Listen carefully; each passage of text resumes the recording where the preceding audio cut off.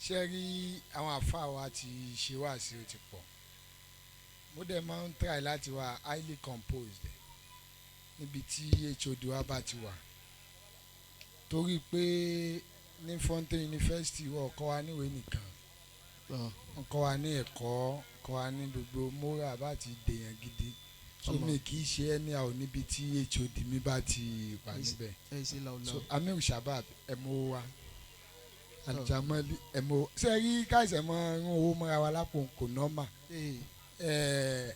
ẹ̀sà kò wa ẹ ṣeun ẹ̀kọ́ wa irọ́ ẹ̀kọ́ wa ẹ jáwé yẹn wí pé 1,000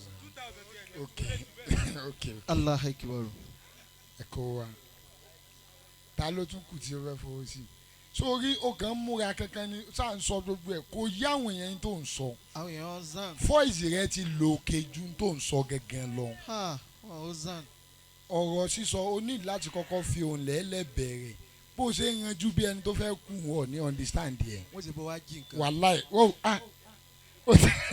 ọmọ fún ayẹ́kọ̀ọ́lá ó ti dé torí wèrè tún ní ẹlòmíì yóò tún ní kò mọ tí ó fẹ́ sọ ni ìmọ̀ náà nù àìmọye ẹni tí ò mọ̀ náà tó wà lọ́nà àṣàǹdọ̀n tí ń sọ èmi náà kọ́ ni àwálù ìsáni so bàbá dọ̀tú ni mo fẹ́ kó ìsìlápò wàláì làbí ẹ má ṣe bẹ́ẹ̀ ẹ sọ pé kí ni reason ṣé rí owó tá a bá gbà lọ́wọ́ àmírù àwọn náà ná èmi náà ò lè ná jù báyìí lọ fún ẹni ló jẹ́ káwọn náà ná báyìí fún mi. tọ́ àṣẹ̀sán ni.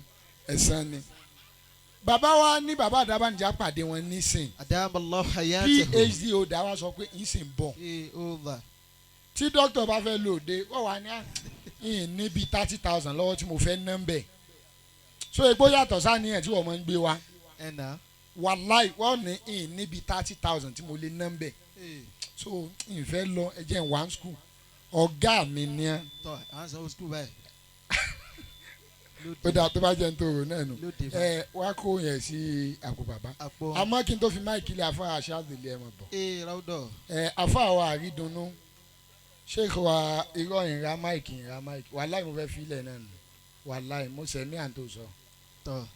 bàbá wa àfa wa àrídùnnú àfa wa ọ̀gá mi Sheikh Shadili adamallahu hayatahu. mo ń kọ́ bá làmọ́líyà lọ́dọ̀ bàbá Gáúsù ó ní bàbá ṣé ó ti dàrú ni tó bá jẹ́ pé definition yẹn náà ni ó ti dàrú ẹ ṣeun gan ọlọ́run ó bá wa dúpẹ́ fún yín àmín ẹ níbi ẹni lẹ́lẹ̀ o àmín ẹ ṣe bàbá wa Gáúsù Shabab adamallahu hayatahu. mo sọ mo ní Gáúsù ti ń sori ó ti pẹ́ gan èyí ìwọ ṣe ó kà àdúpẹ́ o wàláì wọ́n ṣe ó kan èmi gangan ó mọ̀ ó pé ìtàn ṣe láti jọ ọ̀rẹ́ wa ní nǹkan àmọ́ ó kan èmi gangan báyìí. alhamdulilayi. ní di ẹni lẹ́lẹ̀.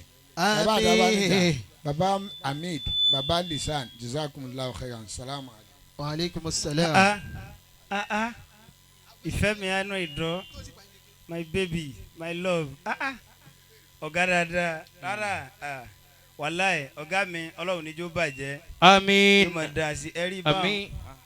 ẹ wo ibi tí ọ̀gá fi ọ̀rọ̀ tì sí ẹ fi mọ̀ gá gidi nu. bàbá àdábánijà ń tán yanjú láàrin ẹ̀ máa tọ̀gá pọ̀.